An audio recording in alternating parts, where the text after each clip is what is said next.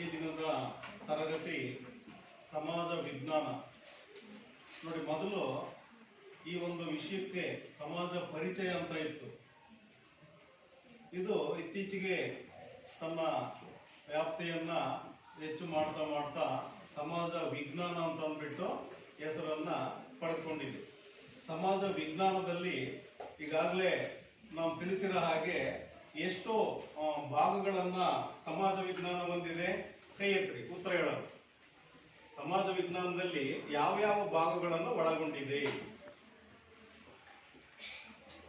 ಹೇಳು. ಅರ್ಥಶಾಸ್ತ್ರ, ರಾಜ್ಯಶಾಸ್ತ್ರ, ವ್ಯವಹಾರ ಅಧ್ಯಯನ, ಇತಿಹಾಸ,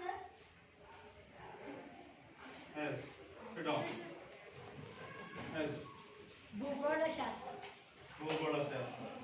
ವೆರಿ ಗುಡ್. ನೋಡಿ, ಇಷ್ಟು ವಿಷಯಗಳನ್ನ ಸಮಾಜ ವಿಜ್ಞಾನ ಹೊಂದಿದೆ. ನಾವು ಇದರಲ್ಲಿ ಪ್ರಮುಖವಾಗಿ ಈ ದಿನ ಅರ್ಥಶಾಸ್ತ್ರ ಅಂತಕ್ಕಂಥ ವಿಷಯದ ಬಗ್ಗೆ ನಾವು ತಿಳ್ಕೊಳ್ಳೋಣ.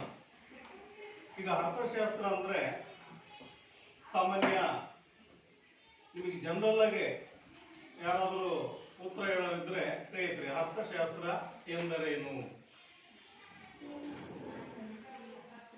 ಅರ್ಥಶಾಸ್ತ್ರ ಎಂದರೇನು? ಎಸ್. ಜಗತ್ತನ್ನು ಬದುಕಲು ಒಂದು ಉತ್ತಮ ಸ್ಥಳವನ್ನ ಜಗತ್ತನ್ನು ಬದುಕಲು ಒಂದು ಉತ್ತಮ ಸ್ಥಳವನ್ನಾಗಿ ನಿರ್ಮಿಸ್ತಕ್ಕಂಥದ್ದು ಅರ್ಥಶಾಸ್ತ್ರದ ಉದ್ದೇಶ ಅಂತೀವಿ. ಈ ಕಡೆ ಗುಡ್. ವಿದ್ಯಾರ್ಥಿಗಳು ನೀವೇನ್ ಹೇಳ್ತೀರಾ? ಜನರಲ್ ಆಗಿ ಹೇಳಿ, ಅರ್ಥಶಾಸ್ತ್ರ ಅಂದ್ರೆ ಏನು? ಅದು ಏನನ್ನ ಕುರಿತು ಅಧ್ಯಯನ ಮಾಡ್ತದೆ? ನಾವು ಯಾಕೆ ಅದನ್ನ ಅಧ್ಯಯನ ಮಾಡಬೇಕು ನೋಡೋಣ. ಇವತ್ತು ಅಂತ ಒಂದು ವಿಷಯದ ಬಗ್ಗೆ, ಅರ್ಥಶಾಸ್ತ್ರದ ಬಗ್ಗೆ ನಾವು ವಿಷಯವನ್ನ ತಿಳ್ಕೊಳ್ಳೋಣ. ನೋಡಿ, ನಾವು ಮೊದಲು ಟಾಪಿಕ್ಗೆ ಹೋಗೋದಕ್ಕಿಂತ ಮೊದಲು ಅರ್ಥಶಾಸ್ತ್ರದ ಅರ್ಥ, ಅರ್ಥಶಾಸ್ತ್ರದ ಮಹತ್ವ ಮತ್ತು ಆರ್ಥಿಕ ಚಟುವಟಿಕೆಗಳು, ಉತ್ಪಾದನೆ ಮತ್ತು ಉತ್ಪಾದನಾಂಗಗಳು, ಈ ಒಂದು ವಿಷಯಗಳ ಬಗ್ಗೆ ನಾವು ಇದರಲ್ಲಿ ತಿಳ್ಕೊಳ್ತೀವಿ. ಮೊದಲನೇ ಪಾಯಿಂಟ್ ಏನಪ್ಪಾ ಅಂದ್ರೆ ಅರ್ಥಶಾಸ್ತ್ರದ ಅರ್ಥ.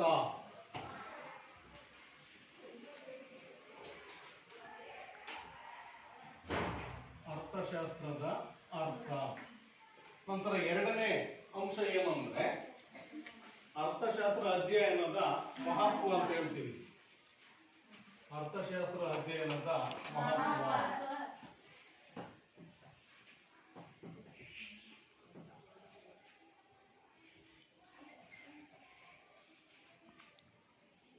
ಅಧ್ಯಯನದ ಮಹತ್ವ.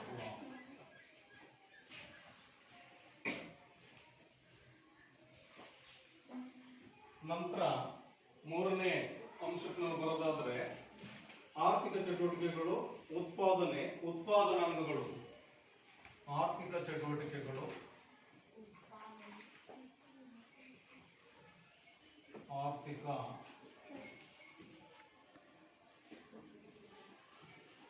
ಚಟುವಟಿಕೆಗಳು ಮತ್ತೇನು? ಉತ್ಪಾದನೆ.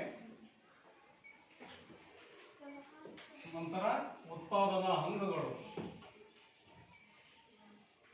ಉತ್ಪಾದನಾ ಅಂಗಗಳು. ಆರ್ಥಿಕ ಚಟುವಟಿಕೆಗಳು, ಉತ್ಪಾದನೆ, ಉತ್ಪಾದನಾ ಅಂಗಗಳು. ನೋಡಿ, ಪ್ರಮುಖವಾಗಿ ಈ ವಿಷಯಗಳ ಬಗ್ಗೆ ನಾವು ಈ ಅಧ್ಯಾಯದಲ್ಲಿ, ಅರ್ಥಶಾಸ್ತ್ರ ಅಧ್ಯಾಯದಲ್ಲಿ ನಾವು ತಿಳ್ಕೊಳ್ತೀವಿ. ಮೊದಲನೇದು ಅದರ ಅರ್ಥವನ್ನು ತಿಳ್ಕೊಳ್ತೀವಿ, ಅದರ ಮಹತ್ವ, ನಂತರ ಆರ್ಥಿಕ ಚಟುವಟಿಕೆಗಳು, ಉತ್ಪಾದನೆ ಮತ್ತು ಉತ್ಪಾದನಾಂಗಗಳು. ನೋಡಿ, ಇಲ್ಲಿ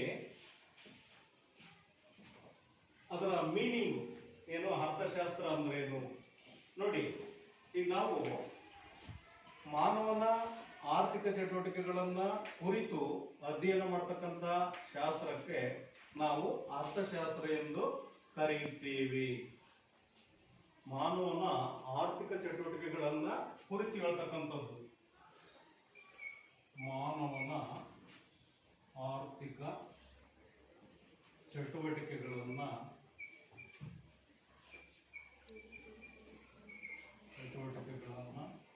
ಕುರಿತು ಅಧ್ಯಯನ ಮಾಡುವ ಶಾಸ್ತ್ರ.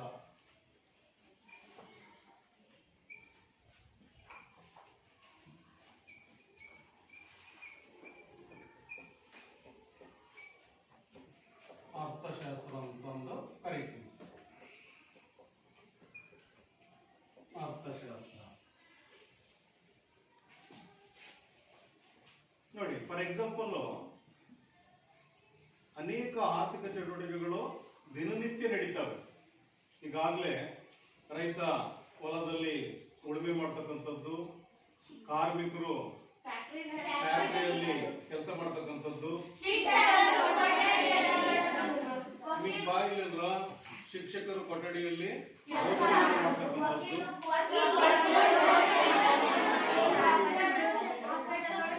ವಕೀಲರ ಕೆಲಸ ಏನಪ್ಪಾ ಇದ್ದ ವಕೀಲರು ಏನ್ ಕೆಲಸ ಮಾಡ್ತಾರೆ ಕೋರ್ಟ್ ಅಲ್ಲಿ? ವಾದ ಮಾಡ್ತಾರೆ. Very good. ಕೂತ್ಗ. ಕೈಗಾರಿಕೆಯಲ್ಲಿ ಫ್ಯಾಕ್ಟರಿಯಲ್ಲಿ ಕಾರ್ಮಿಕರು ಏನ್ ಕೆಲಸ ಮಾಡ್ತಾರೆ? ಕೂಲಿ ಕೆಲಸ ಮಾಡ್ತಾರೆ. ಕೂಲಿ ಕೆಲಸ ಮಾಡೋದ್ರಿಂದ ಅವರಿಗೆ ಸಂಭಾವನೆ ಬರ್ತದೆ. ಕೂತ್ಗ. ನೋಡಿ, ಅದೇ ರೀತಿ ಅನೇಕ ಆರ್ಥಿಕ ಚಟುವಟಿಕೆಗಳು ದಿನನಿತ್ಯ ನಡೀತವೆ. ಇದು ರೊಟೇಷನ್. ಅವು ಸ್ಟಾಪ್ ಆಗಂಗಿಲ್ಲ. ಸ್ಟಾಪ್ ಆತಪ್ಪ ಅಂದ್ರೆ ಅಲ್ಲಿ ಹಣಕಾಸಿನ ಮುಗ್ಗಟ್ಟು ಉಂಟಾಗ್ತದೆ, ಕೊರತೆ ಉಂಟಾಗ್ತದೆ. ಇದು ಮಾನವನ ಆರ್ಥಿಕ ಚಟುವಟಿಕೆಗಳು. ಅಂದ್ರೆ ಅವನೇನು ಕೆಲಸ ಮಾಡ್ತಾನೋ ಅದರಿಂದ ಆದಾಯ ಬರಬೇಕು, ದುಡಿಮೆ ಮಾಡಬೇಕು. ದುಡಿಮೆ ಮಾಡಿದಾಗ ನಮಗೆ ಇನ್ಕಮ್ ಬರ್ತದೆ. ಇನ್ಕಮ್ ಬಂದಂತ ಸಂದರ್ಭದಲ್ಲಿ ಅದರಿಂದ ನಮ್ಮ ಜೀವನ, ನಮ್ಮ ಸ್ಟ್ಯಾಂಡರ್ಡ್ ಆಫ್ ಲಿವಿಂಗ್ ಅಂತ ಹೇಳ್ತೀವಿ, ಜೀವನ ಮಟ್ಟ ಉತ್ತಮ ಆಗ್ತದೆ. ನಾವು ಒಳ್ಳೆ ಬಟ್ಟೆ ತಗೋಬಹುದು, ಒಳ್ಳೊಳ್ಳೆ ವಸ್ತುಗಳನ್ನು ಪರ್ಚೇಸ್ ಮಾಡಬಹುದು, ಬೇರೆ ಬೇರೆ ಅನೇಕ ರೀತಿಯ ಕೆಲವು ಉಡುಪುಗಳನ್ನು ತೆಗೆದುಕೊಳ್ಬಹುದು. ಈ ರೀತಿ ನಮಗೆ ಅನೇಕ ಚಟುವಟಿಕೆಗಳಲ್ಲಿ ತೊಡಗೋದ್ರಿಂದ, ಕೆಲಸದಲ್ಲಿ ನಾವು ನಿರತರಾಗಿದ್ದರಿಂದ ನಮಗೇನಾಗುತ್ತೆ? ಹಣ ಬರ್ತದೆ ಕೆಲಸ ಮಾಡೋದ್ರಿಂದ. ಅದಕ್ಕೆ ನಾವು ಟೋಟಲಿ ಅರ್ಥಶಾಸ್ತ್ರ ಅಂದ್ರೆ ಏನಪ್ಪಾ ಅಂದ್ರೆ ಮಾನವನ ಆರ್ಥಿಕ ಚಟುವಟಿಕೆಗಳನ್ನ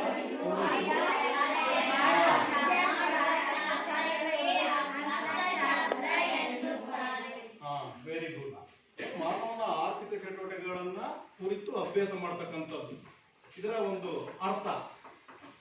ನಾವು ಜನರಲಿ ಹೇಳ್ಬೇಕು ಅಂತಂದ್ರೆ ಅರ್ಥಶಾಸ್ತ್ರದ ಒಂದು ಮೀನಿಂಗ್ ಇದು. ಮೀನಿಂಗ್ ಆಫ್ ಎಕನಾಮಿಕ್ಸ್ ಅಂತ ಹೇಳ್ತೀವಿ, ಅರ್ಥಶಾಸ್ತ್ರದ ಅರ್ಥ. ನೋಡಿ, ಅದಕ್ಕಿಂತ ಪೂರ್ವದಲ್ಲಿ ನಾವು ಎರಡನೇದು ಅದರ ಮಹತ್ವ. ಮಹತ್ವ ಅಂದ್ರೆ ಉಪಯೋಗ ಅಥವಾ ಪ್ರಯೋಜನಗಳು ಅಂತ ಹೇಳ್ತೀವಿ. ಅರ್ಥಶಾಸ್ತ್ರದ ಮಹತ್ವ ಅಂದ್ರೆ ಏನಪ್ಪಾ ಅಂದ್ರೆ ಏನ್ ಹೇಳ್ತೀವಿ? ಉಪಯೋಗ ಮತ್ತು ಪ್ರಯೋಜನಗಳು. ಅದೇ ರೀತಿ ನೋಡಿ, ಆರ್ಥಿಕ ಚಟುವಟಿಕೆಗಳು ಈಗ ಹೇಳಿದೆ ನಾನು. ಈಗ ಉದಾಹರಣೆ, ಮಳೆ ಬರ್ತಾ ಇದೆ, ರೈತರು ಹೊಲದಲ್ಲಿ ಉಳುಮೆ ಮಾಡ್ತಾ ಇದ್ದಾರೆ, ಒಂದ್ ನಿಮಿಷ, ಬೆಳೆಗಳೆಲ್ಲ ಸಮೃದ್ಧಿಯಾಗಿ ಬರ್ತಾ ಇದ್ದಾವೆ. ಇದು ಒಂದು ರೀತಿ ಆರ್ಥಿಕ ಚಟುವಟಿಕೆಗಳು. ಅದರ ಬಗ್ಗೆ ಕುರಿತು ಹೇಳ್ತದೆ ಇದು ಅರ್ಥಶಾಸ್ತ್ರ. ಅದೇ ರೀತಿ ಉತ್ಪಾದನೆ. ಈಗ ನೋಡಿ, ಈಗ ರೈತ ಹೊಲದಲ್ಲಿ ಅವನು ಅನೇಕ ಬೆಳೆಗಳನ್ನ ಬಿತ್ತನೆ ಮಾಡೋದರ ಮೂಲಕ ತೆಗಿತಾನೆ. ಅದನ್ನು ನಾವು ಉತ್ಪಾದನೆ ಅಂತ ಹೇಳ್ತೀವಿ. ನಂತರ ಉತ್ಪಾದನಾ ಅಂಗಗಳು. ಈಗ ಉದಾಹರಣೆ, ನಮ್ಮ ಸರ್ಕಾರದ ಅಂಗಗಳು ಯಾವ್ಯಾವ ಹೇಳ್ರಿ? Very good. ಅದೇ ರೀತಿ ಉತ್ಪಾದನೆ ಮಾಡ್ಲಿಕ್ಕೂ ಕೆಲವು ಅಂಗಗಳು ಇರ್ತದೆ. ಉದಾಹರಣೆ, ಬಂಡವಾಳ, ಶ್ರಮ, ಸಂಘಟನಾಕಾರ ಇತ್ಯಾದಿ. ಇವೆಲ್ಲವೂ ಕೂಡ ಭೂಮಿ, ಇವೆಲ್ಲವೂ ಕೂಡ ಉತ್ಪಾದನೆ ಮಾಡ್ಲಿಕ್ಕೆ ಬೇಕೇ ಬೇಕು. ಇವುಗಳನ್ನು ನಾವು ಉತ್ಪಾದನಾ ಅಂಗಗಳು ಅಂತ ಹೇಳ್ತೀವಿ.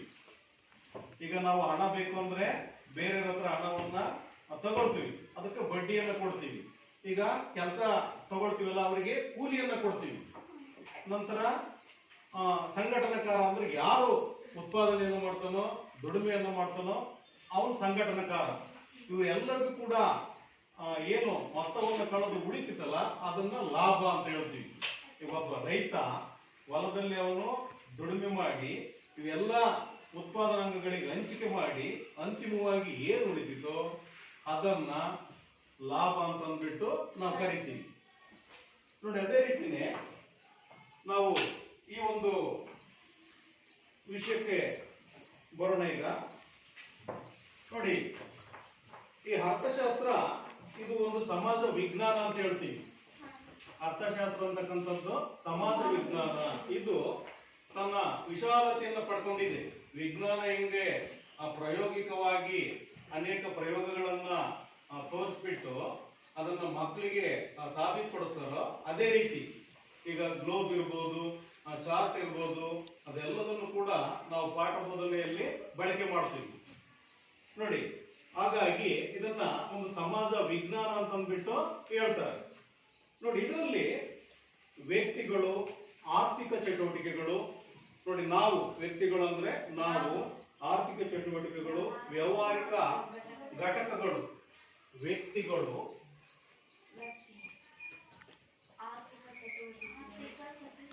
ಆರ್ಥಿಕ ಚಟುವಟಿಕೆಗಳು, ವ್ಯಾವಹಾರಿಕ ಘಟಕಗಳು, ಗುಡ್, ವ್ಯಾವಹಾರಿಕ ಘಟಕಗಳು, ಸಾಮಾಜಿಕ ಜಾಗತಿಕ ಆರ್ಥಿಕತೆಯ ಸಮಸ್ಯೆಗಳು.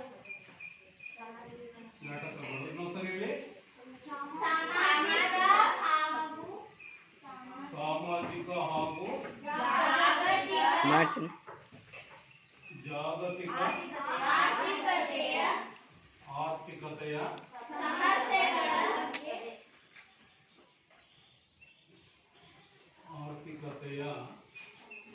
ಸಮಸ್ಯೆಗಳ ಬಗ್ಗೆ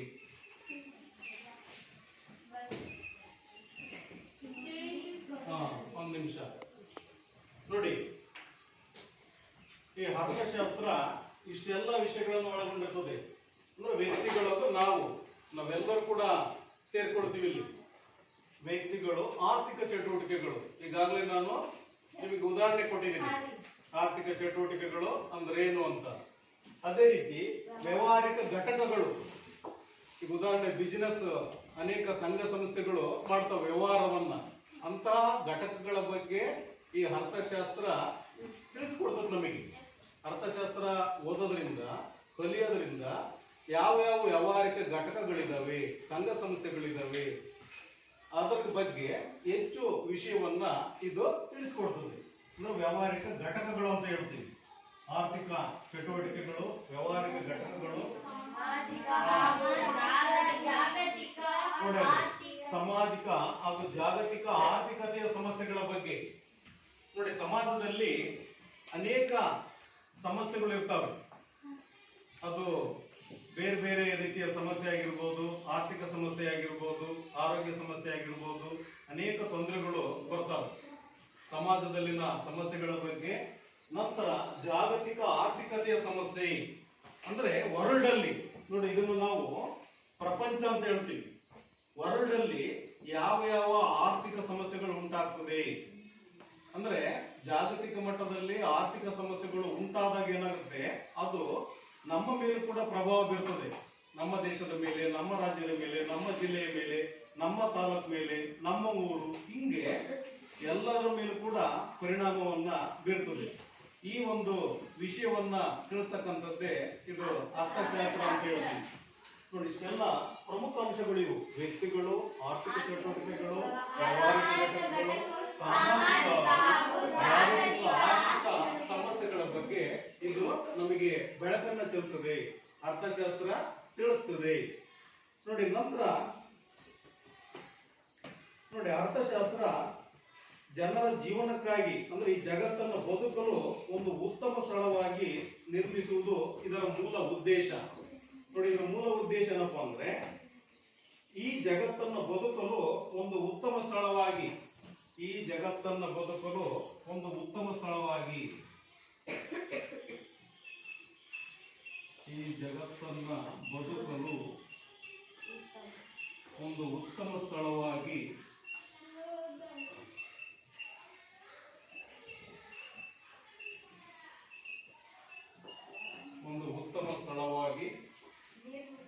ನಿರ್ಮಿಸುವುದು ಇದರ ಮೂಲ ಉದ್ದೇಶ.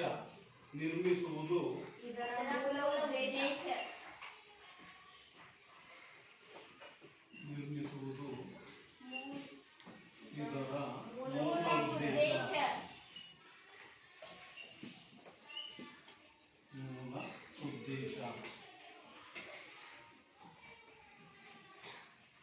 ಅಂದ್ರೆ ಜಗತ್ತ ಜಗತ್ತನ್ನ ಬದುಕಲು ಅಂದ್ರೆ ಜಗತ್ತಿನಲ್ಲಿ ಇರ್ತಕ್ಕಂಥ ನಾವು ಜನರ ಜೀವನಕ್ಕಾಗಿ, ಈ ಕಡೆ ಕೇಳಿಸ್ಕೊಳ್ಳಿ, ಜನರ ಬದುಕಿಗಾಗಿ. ನೋಡಿ ಅಲ್ಲಿ ಜಗತ್ತನ್ನ ಬದುಕಲು ಅಂದ್ರೆ ಜಗತ್ ಬದುಕೋದಿಲ್ಲ, ಜಗತ್ತಿನಲ್ಲಿರೋರು ಯಾರು? ನಾವು ಜನರು. ನಮ್ಮ ಬದುಕಿಗೋಸ್ಕರ ಒಂದು ಉತ್ತಮ ಸ್ಥಳವಾಗಿ ನಿರ್ಮಿಸುವುದು ಅರ್ಥಶಾಸ್ತ್ರದ ಮೂಲ ಉದ್ದೇಶ. ನಾವು ಜಗತ್ತಿನಲ್ಲಿ ಚೆನ್ನಾಗಿ ಜೀವನ ಮಾಡ್ಬೇಕಪ್ಪ, ಒಳ್ಳೆ ಉತ್ತಮ ಬದುಕನ್ನು ನಾವು ನಿರ್ಮಾಣ ಮಾಡಬೇಕು ಅಂದ್ರೆ ಅದು ಅರ್ಥಶಾಸ್ತ್ರ ನಮಗೆ ಮಾಹಿತಿಯನ್ನ ಕೊಡ್ತದೆ.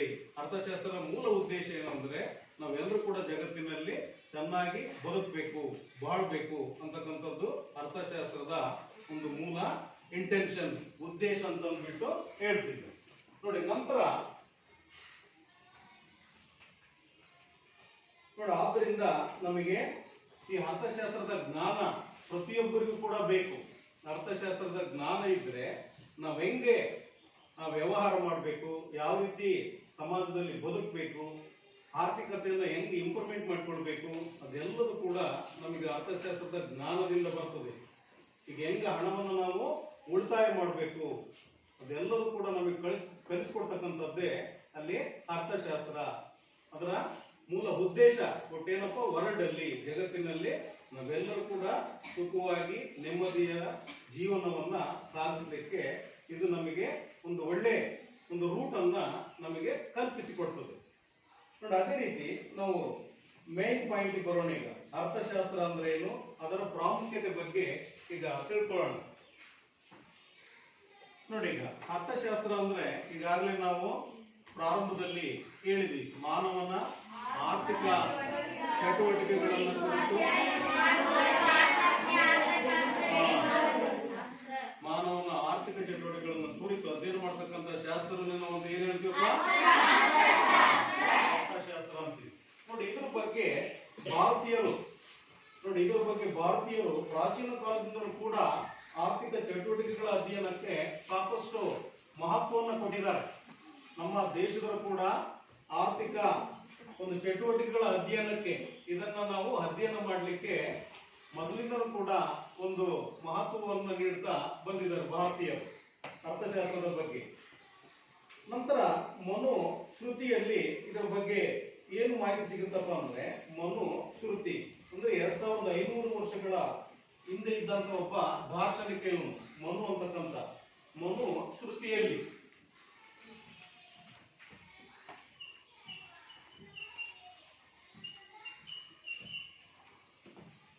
ಮನುಶ್ರುತಿಯಲ್ಲಿ ಏನು ಅಂಶಗಳನ್ನ ಇಲ್ಲಿ ಬರೆಯಲಾಗಿದೆ ಅಂದ್ರೆ, ಕೃಷಿ, ಕೈಗಾರಿಕೆ, ತೆರಿಗೆ,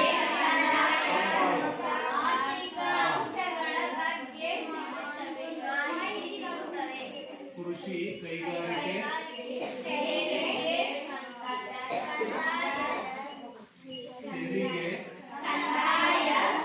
ಮತ್ತೆ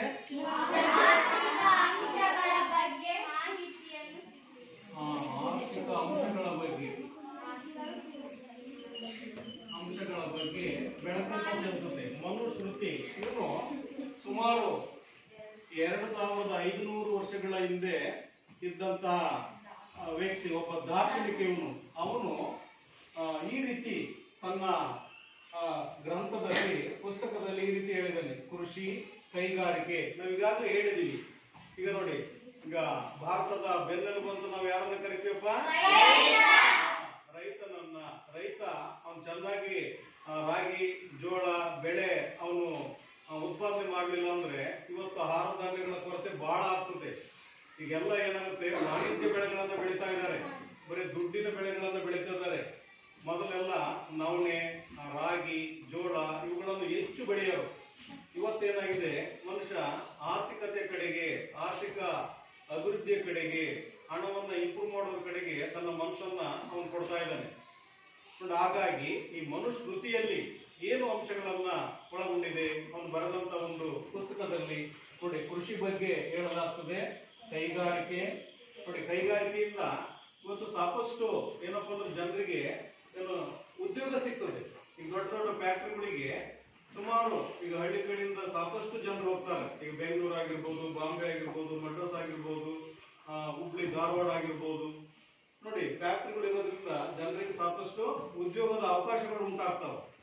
ಅದೇ ರೀತಿ ತೆರಿಗೆ, ಈಗ ನಾವು ಹೊಲಕ್ಕೆ ಕಂದಾಯವನ್ನು ಕಟ್ತೀವಿ, ನಂತರ ಇನ್ಕಮ್ ಟ್ಯಾಕ್ಸ್ ಅಂತ ಹೆಚ್ಚು ಸ್ಯಾಲರಿಯನ್ನ ತೆಗೆದುಕೊಳ್ತಕ್ಕಂಥ ನೌಕರದಾರರು ಟ್ಯಾಕ್ಸ್ ಅನ್ನ ಕಟ್ತಾರೆ. ಇದೆಲ್ಲರೂ ಕೂಡ ನೀರಿನ ಕಂದಾಯ ಇರ್ಬೋದು, ಹೊಲ ಕಂದಾಯ ಇರ್ಬೋದು, ತೆರಿಗೆಯನ್ನ ಒಳಗೊಂಡಿದೆ.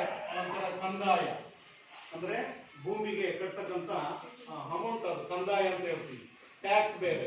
ಆರ್ಥಿಕ ಅಂಶಗಳು ನೋಡಿ, ಇತರೆ ಆರ್ಥಿಕ ಅಂಶಗಳ ಬಗ್ಗೆ ಇಲ್ಲಿ ಮನುಸ್ಮೃತಿಯಲ್ಲಿ ಉಲ್ಲೇಖ ಇದೆ, ಅವುಗಳ ಬಗ್ಗೆ ವಿವರಿಸಲಾಗಿದೆ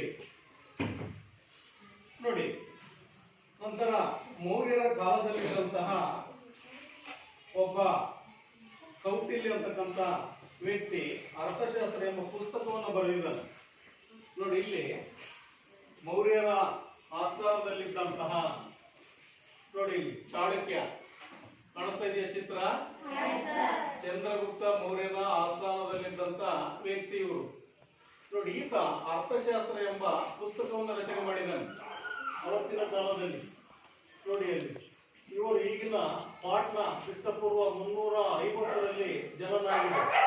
ಅರ್ಥಶಾಸ್ತ್ರ ಪುಸ್ತಕದಲ್ಲಿ ಏನನ್ನ ಅವರು ಕುರಿತು ಹೇಳಿದಾರಪ್ಪ ಅಂದ್ರೆ ರಾಜ್ಯಾಡಳಿತ, ಹಣಕಾಸು ನಿರ್ವಹಣೆ, ಸಾರ್ವಜನಿಕ ಅರ್ಥವ್ಯವಸ್ಥೆ ಬಗ್ಗೆ ತಿಳಿಸಿದ್ದಾರೆ ನೋಡಿ. ಇವನು ಮೌರ್ಯ ಸಾಮ್ರಾಜ್ಯದ ದೊರೆಯಾದಂತಹ ಚಂದ್ರಗುಪ್ತ ಮೌರ್ಯನ ಆಸ್ಥಾನದಲ್ಲಿ ಇರ್ತಾನೆ. ಯಾರು? ಕೌಟಿಲ್ಯ. ಅವನು ಬರೆದಂತ ಪುಸ್ತಕ ಯಾವುದಪ್ಪ ಅಂದ್ರೆ ಅರ್ಥಶಾಸ್ತ್ರ. ಕೌಟಿಲ್ಯನ ಅರ್ಥಶಾಸ್ತ್ರ ಅಂತ ಹೇಳ್ತೀವಿ.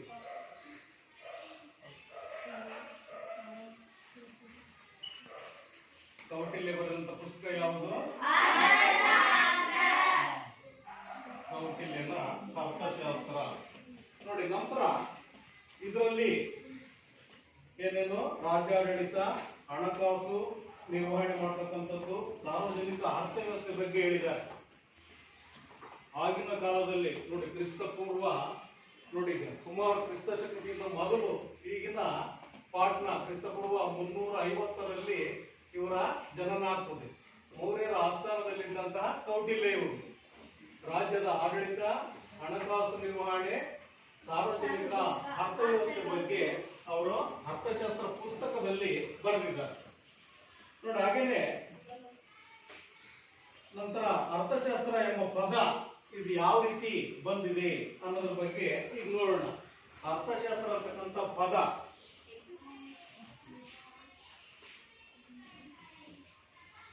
ಅರ್ಥಶಾಸ್ತ್ರ ಇದು ಹೆಂಗೆ ಬೆಳವಣಿಗೆ ಆಗಿ ಬಂತು? ಇದು ಗ್ರೀಕ್ ಪದಗಳಾದ ಯಾವ್ಯಾವ ಗ್ರೀಕ್ ಪದಗಳು? ಓಕಸ್ ಮತ್ತು ನಾಮಸ್, ಈ ಎರಡು ಗ್ರೀಕ್ ಪದಗಳಿಂದ ರಚನೆಯಾಗಿದೆ. ಇದನ್ನ ನಾವು ಇಂಗ್ಲಿಷ್ ನಲ್ಲಿ ಎಕನಾಮಿಕ್ಸ್ ಅಂತ ಹೇಳ್ತೀವಿ. ಇಂಗ್ಲಿಷ್ ನಲ್ಲಿ ಎಕನಾಮಿಕ್ಸ್ ಅಂತ ಹೇಳ್ತೀವಿ. ಇದು ಗ್ರೀಕ್ ಪದವಾದ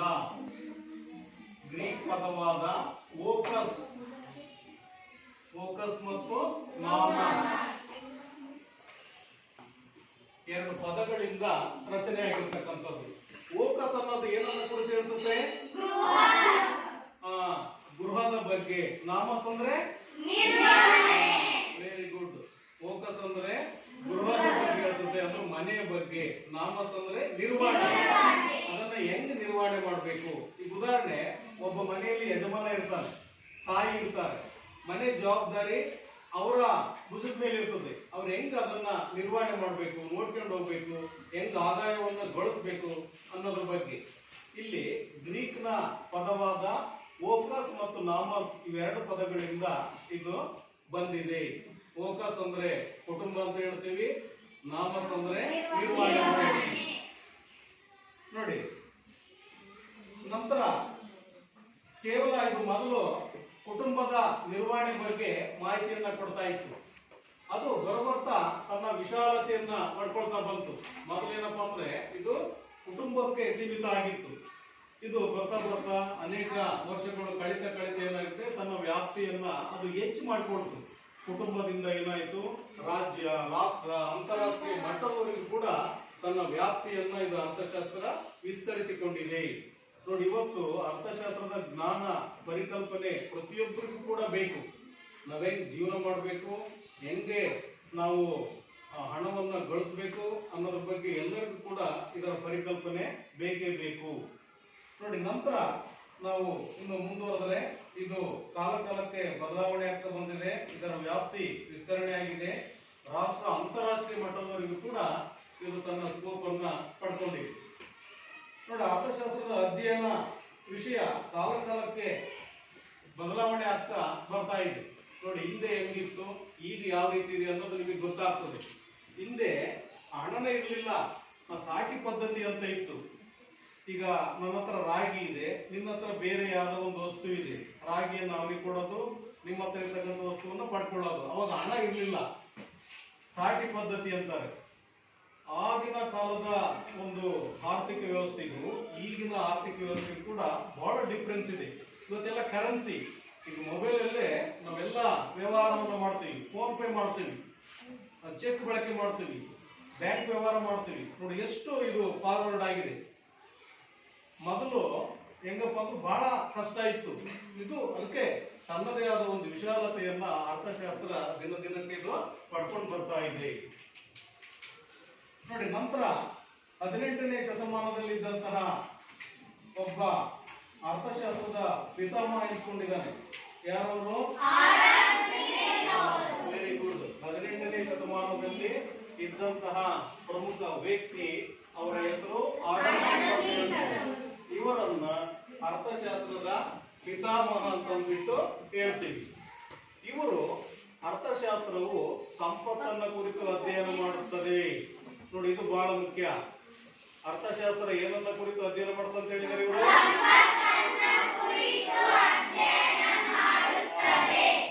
ನೋಡಿ, ಇವತ್ತು ಹಣ ಯಾರಿಗ್ ಬೇಡ ಹೇಳ್ರಿ? ಎಲ್ಲ ಜನ ಡಿಪೆಂಡ್ ಆಗಿರೋದೇ ಹಣದ ಮೇಲೆ.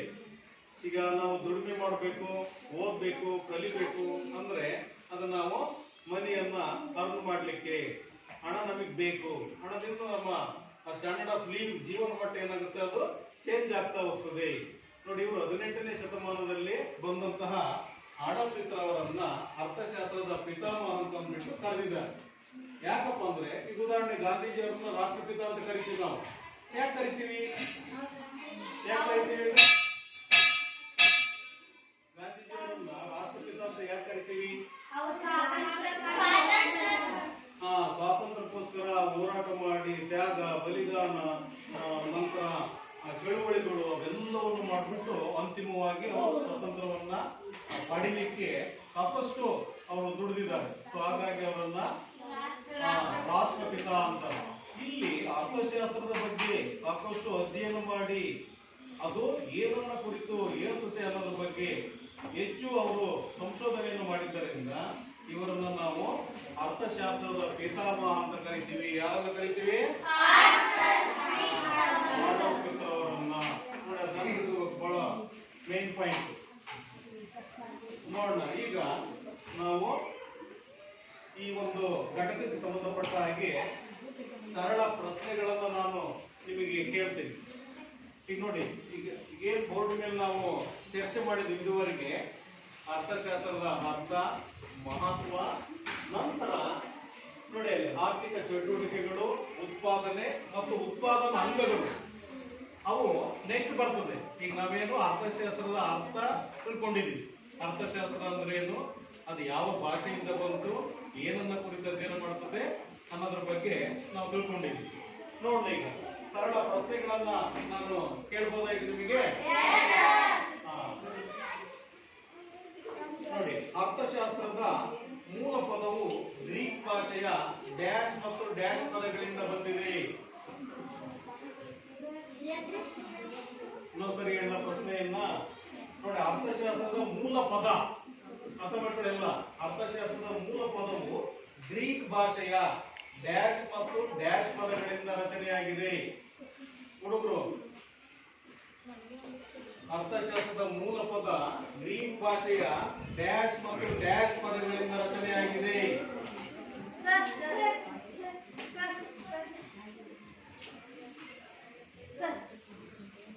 ಹೇಳು. ಫೋಕಸ್ ಮತ್ತು ಯಾವ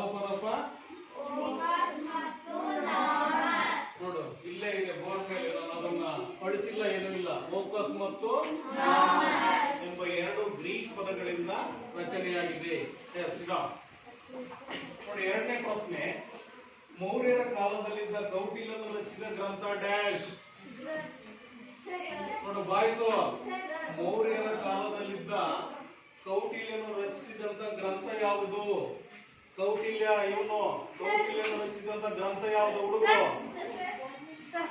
ಹಾ, ವೆರಿ ಗುಡ್. ಹುಡುಗರು ಅದನ್ನ ವಿಷಯವನ್ನ ತಿಳ್ಕೊಳ್ಬೇಕು. ಕೌಟಿಲ್ಯನು ರಚಿಸಿದಂತ ಗ್ರಂಥ ಯಾವುದು? ಅರ್ಥಶಾಸ್ತ್ರ. ಕೌಟಿಲ್ಯ ಯಾರ ಆಸ್ಥಾನದಲ್ಲಿದ್ದ? ಆಸ್ಥಾನದಲ್ಲಿ. ಮುಂದಿನ ಪ್ರಶ್ನೆ, ಅರ್ಥಶಾಸ್ತ್ರದ ಪಿತಾಮಹ ಎಂದು ಯಾರನ್ನ ಕರೆಯಲಾಗಿದೆ? ಬಾಯ್ಸು, ಅರ್ಥಶಾಸ್ತ್ರದ ಪಿತಾಮಹ ಎಂದು ಯಾರನ್ನ ಕರೆಯಲಾಗಿದೆ? ಹೇಳ. ಅರ್ಥಶಾಸ್ತ್ರದ ಪಿತಾಮಹ ಎಂದು ಯಾರನ್ನ? Very good. ಇನ್ನೊಂದು ಹೇಳ ಗಟ್ಟಿಯಾಗಿ. Adam Smith.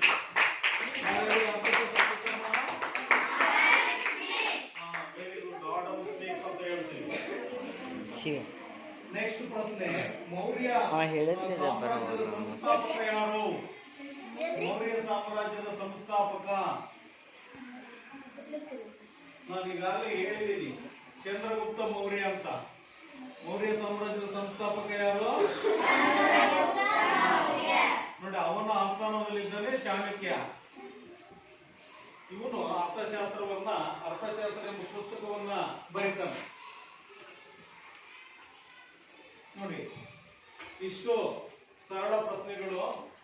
ಕೆಲವು ವಿದ್ಯಾರ್ಥಿಗಳು ಉತ್ತರ ಹೇಳಿದಿರ, ಕೆಲವರು ಹೇಳಲಿಕ್ಕೆ ಪ್ರಯತ್ನ ಪಟ್ಟಿದ್ದೀರ. Yes, okay, very good.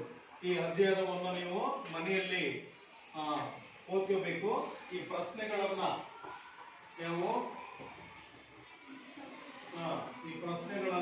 ನೀವು ಮಾರ್ಕ್ ಮಾಡ್ಕೊಳ್ಳಿ. ಪೇಜ್ ನಂಬರ್ 112 ಬರ್ಕೊಳ್ಳಿ. ಮನೆಗೆ ನೀವು ನೋಡ್ಕೊಳ್ಳೋದು 112ರಲ್ಲಿ 1 ರಿಂದ 4 ಡ್ಯಾಶ್, 5 ರಿಂದ 8 ಪ್ರಶ್ನೆ. ಪೇಜ್ ನಂಬರ್ 112 ಡ್ಯಾಶಸ್ಗಳು, ಖಾಲಿ ಬಿಟ್ಟ ಜಾಗಗಳು 1 ರಿಂದ 4, ಪ್ರಶ್ನೆಗಳು 5 ರಿಂದ 8. Yes, very good. Next continue ಮಾಡೋಣ. ನೋಡಿ, ಇವನು ಚಾಣಕ್ಯನ ನೀತಿ ಈ ಪುಸ್ತಕದಲ್ಲಿದೆ. ನೋಡಿ, ಚಾಣಕ್ಯ ಚಂದ್ರಗುಪ್ತ ಮೌರ್ಯನ ಆಸ್ಥಾನದಲ್ಲಿದ್ದಂತ ವ್ಯಕ್ತಿ, ಅವನು ಬರೆದಂತ ಪುಸ್ತಕ ಇದು. ಚಾಣಕ್ಯನ ನಿತ್ಯ ಜೀವನಕ್ಕೆ ಕೌಟಿಲ್ಯನ ಸೂತ್ರಗಳು ಅಂತಿದ್ರು. ನಮ್ಮ ನಿತ್ಯ ಜೀವನಕ್ಕೆ ಏನೇನು ಸೂತ್ರವನ್ನು ನಾವು ಅನುಸರಿಸಬೇಕು ಅನ್ನೋದನ್ನ ಈ ಪುಸ್ತಕದಲ್ಲಿ ಬಹಳ ವಿಶಾಲವಾಗಿ ಬರೆದಿದ್ದಾರೆ. Yes, okay, next continue.